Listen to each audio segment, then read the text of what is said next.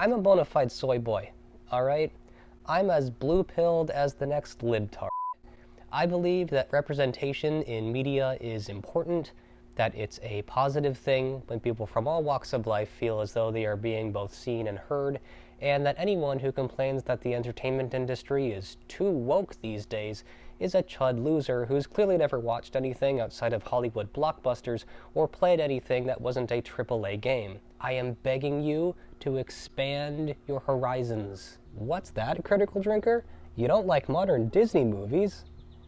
Well then stop giving them free publicity, you stupid, stupid man. Go watch something cool like Severance instead of making yourself miserable every day. Your liver will thank you for it. But what am I saying? You can't change your formula. Otherwise, how would your audience of neglected teenagers know what trivial things they should be mad about? However, putting all of that aside, I think we need to have a talk about body diversity in terms of art fundamentals. About a month ago, I made a short video talking about hip anatomy, which features a stereotypically feminine figure. For the sake of context, I'm going to go ahead and play this video for you here because at only 40-something seconds, it's not much of a time commitment. A common mistake when drawing the female figure specifically is placing the hips too high up on the torso. It's fairly common knowledge that hips on women tend to be wider than men's due to them having a wider pelvis, but what people don't often consider is exactly where the hips start to widen. Your first instinct may be to have the hips flare out right in the middle of the pelvis, but this is actually incorrect. In reality, the hips start to widen at the pelvis, but they flare out the most right at the head of the humerus bones, which is about level with the crotch. It may seem a bit counterintuitive, but anatomy can be weird like that. By making sure the hips flare out closer to the crotch rather than at the pelvis, your female figures should look a lot more appealing. So, in summary, the hips are always going to be widest at the heads of the femur bones. And the femurs are not up here, where the pelvis is. They are down here, just below the pelvis. Ergo, the hips are going to widen out a little lower down on the torso than you may expect. That's it. That's all I was trying to communicate with my video. And mind you, this structure is exactly the same for men. The only reason I specified or used a female figure in my video as my example is because women generally have more prominent curves, which made it easier to illustrate my point, whereas the curvature on men is a lot more subtle.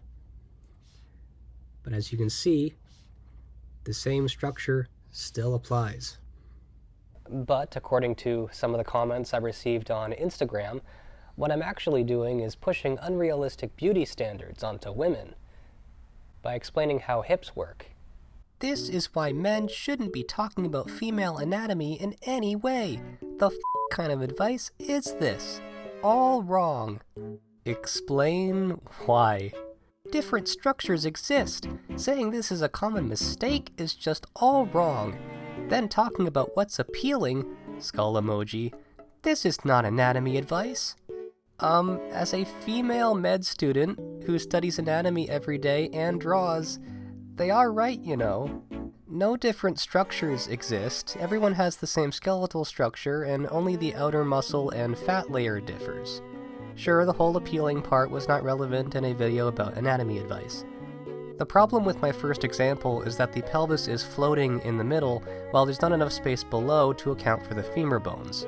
If you have complaints, you can take it up with Valerie Winslow, the woman who illustrated the book I'm referencing. I don't care who created it. You're following it and spreading it and claiming it as educational. You're practically saying different body types are a mistake and only one type is appealing, blah blah blah blah blah. I'm sorry if a singular word I included at the end referring to a fictional video game character upset you, but I'm just here to share drawing knowledge and no one's forcing you to interact with my posts. I'm adding this bit in post just to set the record straight because multiple people seem to take a lot of issue with it. I did use the word appealing at the end as a joke because the word has a double meaning. It can mean appealing as in artistically or compositionally appealing, but it could also mean appealing as in wink wink nudge nudge, check out the hips on that video game lady. So you got me. I indirectly acknowledge the fact that the sexy video game lady is in fact sexy. Lock me up, officer. Many apologies to all women for my insensitive transgression. This user was oh so kind as to give me suggestions on how to make better content, such as including a more diverse range of body types and avoiding certain words, such as appealing. It may not be as angrily worded as some of the other comments under my post, but I think a better comment would have been, gee, thanks for sharing that with us, for free. I might keep that information in mind the next time I'm drawing bodies.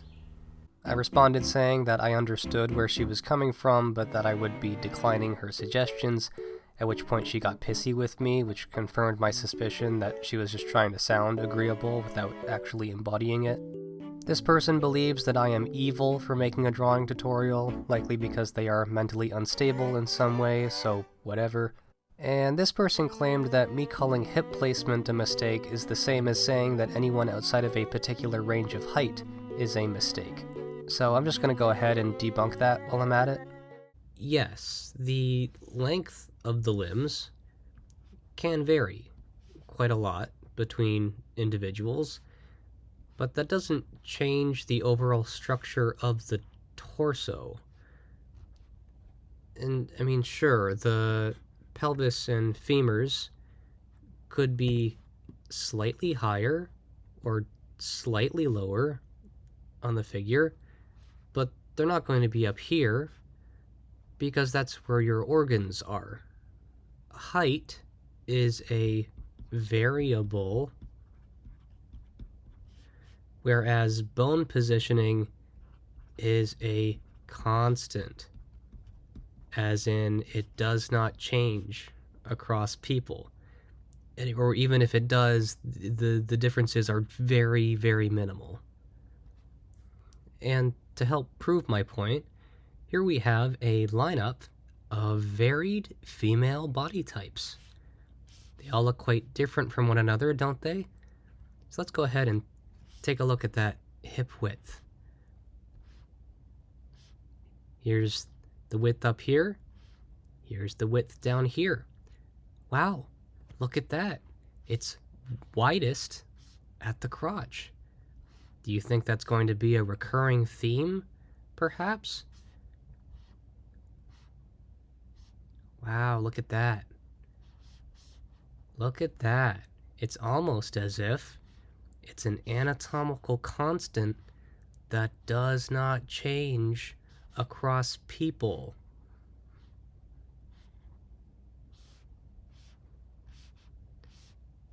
It's widest down here. So, unless someone wants to email me a photo of someone whose torso looks identical to my first example, I'm allowed to say that all 95 of you under my YouTube short are wrong. Sorry, but I literally do not make the rules. I actually had a similar problem to this when I had posted a short on joint limitations. I was essentially saying that it's important to keep in mind the average range of motion and how far the limbs can reasonably stretch. I then received a slew of comments saying things like, I'm double jointed, I do ballet, I'm a gymnast. Yes, there are exceptions, which is why I use the word generally in my video. But you have to remember that if you're drawing a cast of characters for a story or even just a single illustration, they're not all going to look like you, because that would be weird. I'm double jointed. Okay, cool. Do you represent most people? Because if the answer is no, then I don't care. Look, what I offer on this channel, among other things, is a baseline understanding of anatomy. You can then take that base knowledge and go on to create whatever kind of body types you want. Tall, short, thick, thin, sky's the limit. I may eventually cover different body types on this channel, or things like fat distribution, if I feel like it. But for now, there's plenty of other more general anatomy tips to get through. I wanted to make this video because it does concern me that some artists may actually be limiting themselves by looking at glaring anatomical errors and simply seeing body diversity, because everyone's body is so unique and special and different. But if we're not even allowed to use the word mistake when describing anatomy, how do we distinguish good anatomical structure from bad? Apparently, there's no point to learning rules at all because anyone can just look like anything. If I were to take a guess as to why my video got the kind of reception it did, it would be because there are, unfortunately, quite a lot of women and a growing number of men with body dysmorphia who likely identified with my first flawed drawing and then interpreted the rest of my video as though I were calling them a mistake. So who's really to blame for this outcome? Why, it's the tech billionaires, of course.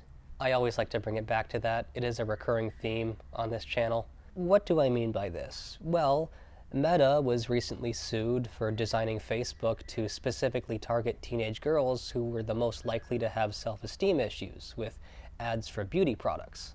I am not joking or exaggerating, that is a real thing. Tech CEOs are evil, who would have guessed? In other news, grass is green and water is wet. Anyways, thanks for listening to my little tirade.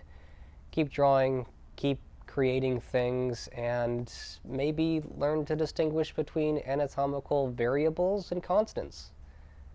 Just a thought.